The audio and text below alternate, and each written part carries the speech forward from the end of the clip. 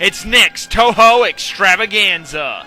Atragon, named for the super sub, which is also called the Gotengo for some reason, was based on a series of juvenile adventure novels which predominantly ripped off Jules Verne. It tells the story of Japan being under attack from the magical sea kingdom of Mu. Mu is, essentially, the eastern idea of Atlantis, though it was first proposed by a Westerner to have sunk in the Atlantic Ocean. Nevertheless, it's become a favorite fantasy land of Japanese children. Here, strange men in environment suits are abducting people from the surface in an attempt to reach a presumed dead Japanese submarine captain.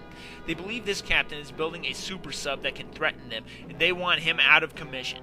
The Japanese discover that he's alive and kicking and demand that he help with destroying Mu.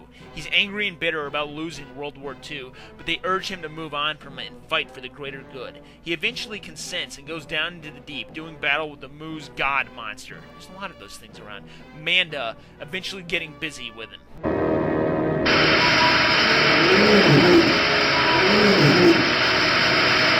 You'll never look at that the same way again. So they destroy Mu and everything's good, right? WRONG! Okay, yeah, it is. There's not a lot of monster action going on here. We hear a lot about how Manda is supposed to be this awesome dragon god, but he's only on screen for a few moments before he gets killed. He was another addition primarily for marquee value at the last moment, just shoehorned in.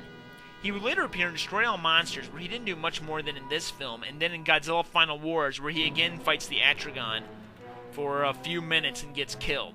Again. For the second time. The Atragon itself appears in that film as a weapon to stop Godzilla and has a much bigger role. This film is okay. It's a little slow at times, but it's pretty typical for the time period. It has a good message of moving on from the loss of the war, which many Japanese must have felt rather bitter about. It shows the danger of a country that wants to go to war and how they get destroyed, and how we can be stronger by working toward a peaceful, unified tomorrow. For a giant monster movie, that's pretty nice.